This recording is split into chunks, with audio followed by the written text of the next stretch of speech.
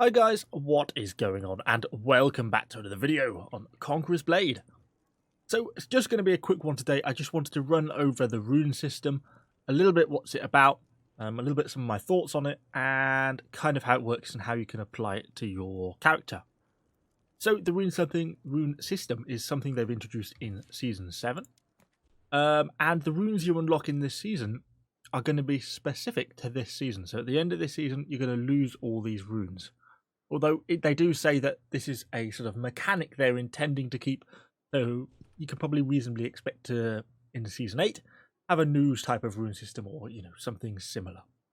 So how does it work? Well, it is entirely based on your level, or your seasonal level. So as you level up, and it's based on seasonal level, not total character level, so if you're a veteran player, you've still got to do the leveling up. Basically starts at 2, the first level, so as soon as you level up once, you get the first set of doctrines, and then the runes just follow up all the way up to level 50. So really should be quite easy to achieve all these runes through the course of the season. Most people will make it to blue in the course of a season. They've made it pretty accessible for most players. And there are 12 sets of runes. Now, one way of considering this is that you don't unlock like one rune each time. You unlock the ability to use the runes. So for example, increased blunt damage, I've put that on every piece of item because it's not one rune, it's the access to this rune, if that makes sense. So if we now go over to my character and have a look in my runes, you'll see that I've got the increased blunt damage on my weapon, I've got increased blunt damage on my helmet, and I've also got increased blunt damage on my armor. So I've been able to apply that 3 times, even though that's the same rune, because there's not like one of them or anything. It's once you've unlocked it, you can use it as many times as you like. You can only apply runes on your weapon, helmet, and chest piece. Your boots and your gloves cannot get slots for runes, so these are the only 3 you're going to be able to put them on. Obviously, as you get up, different ones unlock, and there are quite a range of class-specific runes available. For example, some of the Glaive ones really aren't very good. It's kind of a bit of a disappointing one for me. But for example, the Dual Blade one, here you get 8% health regeneration when you kill an enemy hero. That's specific. It can only be applied to Dual Blades as a weapon. It can't be applied to anything else. Here's a Longsword and Shield one. Shield Blast increases blunt damage by 30%, and Glaive increases block break.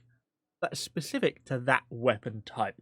And there are Glaive ones, and there are other ones. There's a more one there. Some are any item like this one. The blunt damage is sort of universal. And there we go. Here's a Glaive one. If your health falls below 50%, damage taken falls by 10%. Probably one of the more useful Glaive ones, actually. So you need to kind of consider what ones you're going to find useful.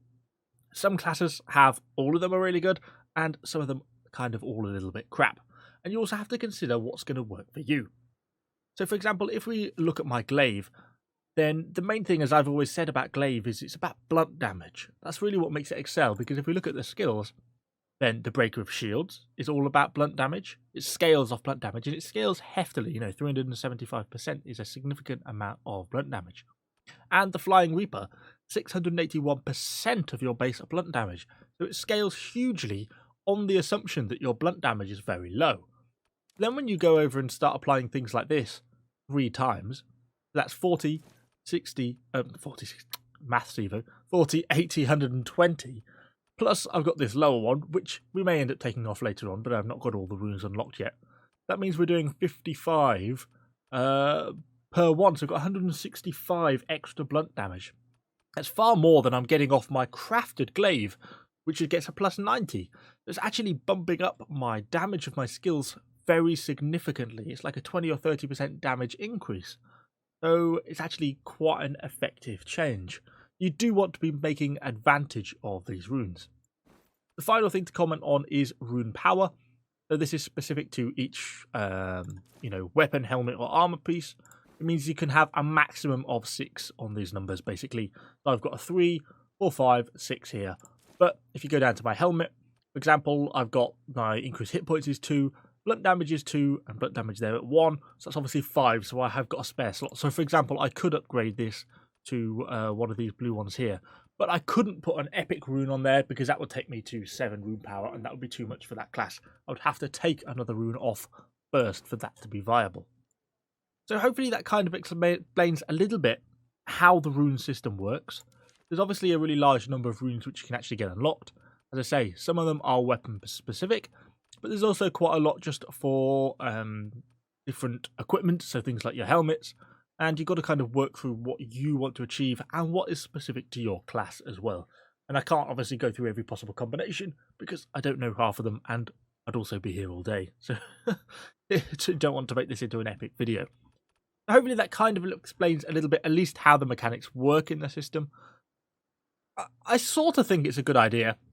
I guess they've been trying to basically mix things up a little bit in some of the hero classes and add a little bit more variety and make it so you can customize the class to the way you want things to be.